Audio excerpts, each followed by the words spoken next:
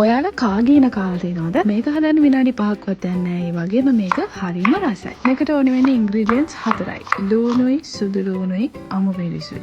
මේන් ingredient එක තමයි බිත්තර. Trust the process, okay? අපිට ඕනේ ඉන්ග්‍රීඩියන්ට්ස් ටික පොඩියට කපා ගන්න. ඊට පස්සේ තෙල් පොඩ්ඩක් දාගන්න. තෙල් වැඩි කන්න හොඳ නැහැ. ලුණුයි, සුදු ලුණුයි ටික මේ විදිහට හොඳට ෆ්‍රයි කරගන්න ඕනේ. ඒක රන්වන් පාට වෙනකන් වැඩි කර කරගන්න එහෙම එපා. ලුණු බින්දකුත් දාගන්න. බිත්තර දාගන්න ඕනේ මෙන්න මේ විදිහට. බිත්තර මික්ස් කරගන්න යන්න එපා. හරිනම් මේ මිරිස් ටික ලුණු ටිකත් එක්ක ෆ්‍රයි කරනවා නේ. ඉතින් කමක් නැහැ. එහෙම තමයි මිරිසුන්ට අමතක කරනවානේ. ඊට පස්සේ ඉතින් අවශ්‍ය පමණට ලුණුයි ගම්මිරිසුයි දාගන්න.